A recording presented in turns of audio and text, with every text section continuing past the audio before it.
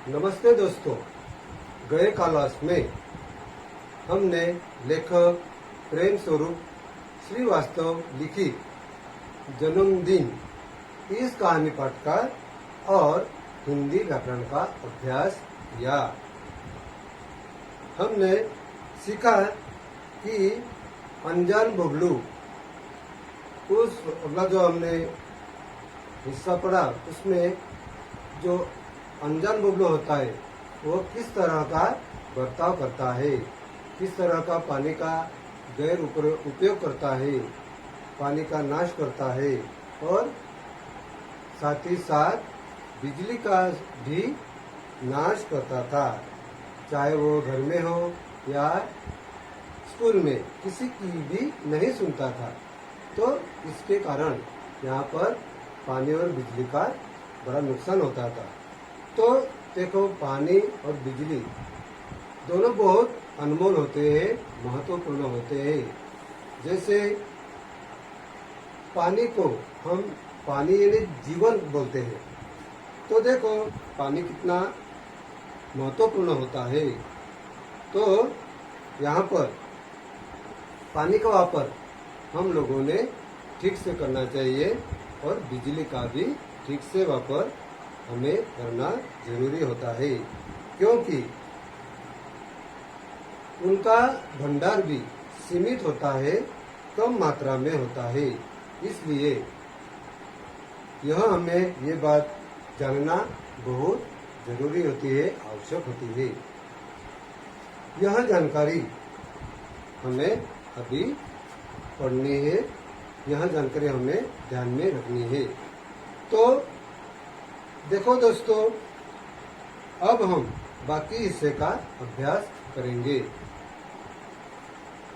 जन्मदिन इस पाठ का अगला जो अभ्यास है, देखो शीला मौसी ने बताया, गर्मी बढ़ जाने से बाहर तमाम जगहों पर बिजली का भार बढ़ गया है, इसलिए कंपनी ने अपने यहाँ भी आज से कटौती शुरू कर दी है। आज कॉलोनी के इस ब्लॉक में कटौती हुई है, फिर बारी बारी दूसरे ब्लॉकों में कटौती करेंगे। इससे क्या, हम पूजा का जन्मदिन तो हंसी खुशी से मनाएंगे ही। तो यहाँ पर शीला मौसी ने बताया कि गर्मी बढ़ जाने से बाहर तमाम यानी सभी जगहों पर बिजली का भार बढ़ गया है और बिजली का भार बढ़ने से यहाँ भी आज से कटौती शुरू कर दी है। जैसे हमने पिछले हिस्से में देखा था कि जो प्रोग्राम चालू था और उस समय बिजली नहीं थी, तो इसका कारण यहाँ पर देखो बिजली कितनी महत्वपूर्ण होती है, उसका वापर भी हम ठीक से करना बहुत जरूरी है। तो यहाँ पर कटौती यानी काटना, इसे हम देखो जैसे कंपनी वाले बिजली का लोड बढ़ने से लोड शेडिंग शुरू कर देते हैं, उसी तरह के ये कटौती शुरू कर दी है। आज कॉलोनी में कई ब्लॉक में कटौती हुई है, फिर बारी बारी दूसरे ब्लॉकों में कटौती करेंगे। उन्हें कंपनी वाले इस तरह बारी बारी से आज इस कॉलोनी में कई भागों में कटौती करेंगे और बारी बारी से इस तरह दूसरे ब्लॉकों में भी, दूसरे कॉलोनी में भी इस तरह की ये बिजली की कटौती कंपनी वाले करेंगे। इससे क्या, ये बातें शीला मौसी ने यहाँ पर बताया है और आगे बोला है। इससे क्या, इस तरह सवाल किया है, हम पूजा का जन्मदिन तो हंसी खुशी से मनाएंगे ही। और आगे बताया शीला मौसी ने कि पूजा का जन्मदिन तो हमें जरूर हंसी और खुशी से मनाना ही है। आगे बताया है फिर पूजा की माँ ने आरती उतारी। आगे क्या क्या हुआ? तो पूजा की माँ ने आरती उतारी और मिठाइयाँ बांटी। हैप्पी बर्थडे के बोल सभी के मुंह से निकल पड़े। धमा चौकड़ी के बीच बच्चों ने गुब्बारे फोड़े। सभी गुब्बारे और टॉफियों पर टूट पड़े। कुछ देर के लिए सब गर्मी की परेशानी भी भूल गए। और आगे देखो, इस तरह जो यहाँ पर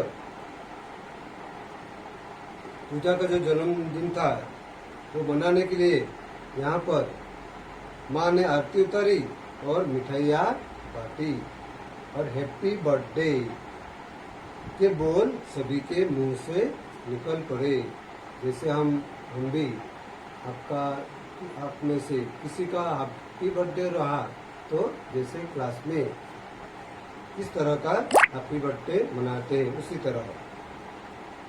और यहाँ पर धमा चौकड़ी के बीच बच्चों ने गुब्बारे फोड़े।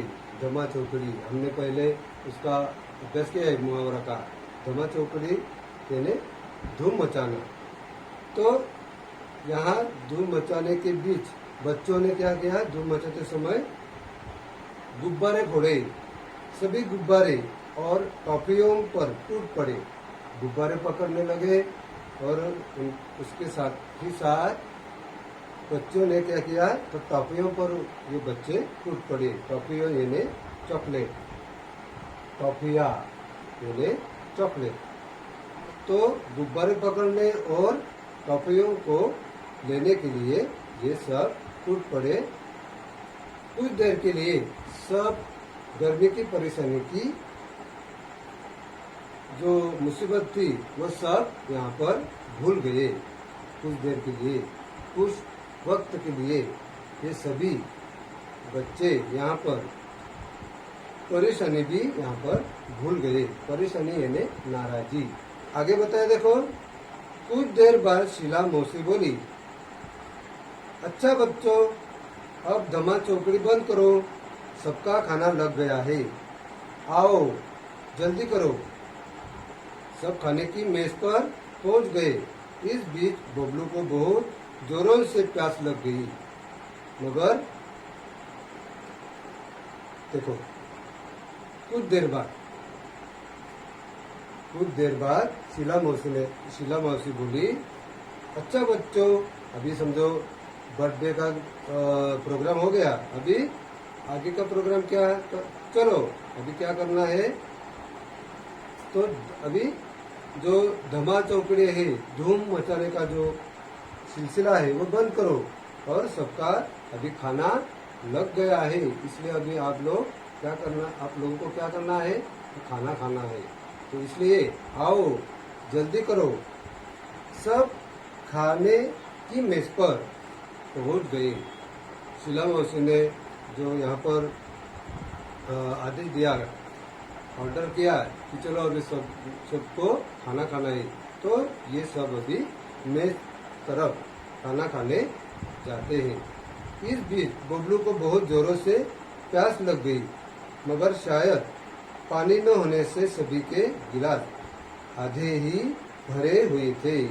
बबलू एक घूंट में ही सारा पानी गटक गया, पर इससे उसकी प्यास नहीं बुझी।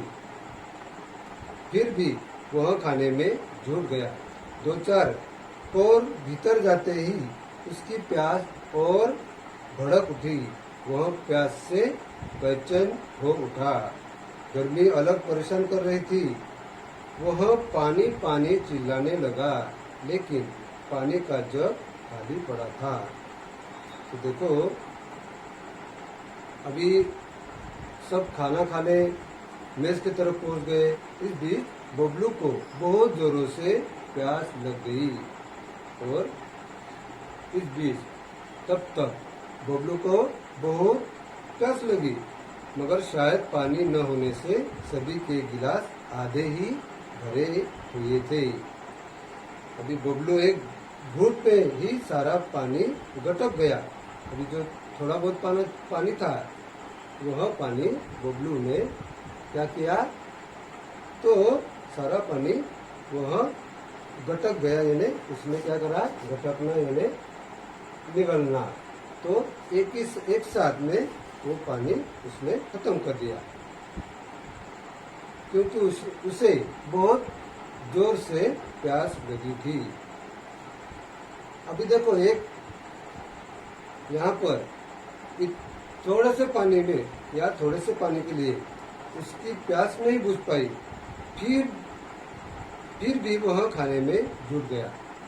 फिर से वह खाना खाने लगा और 2-4 कोर भीतर जाते ही उसकी प्यास और भड़क उठी।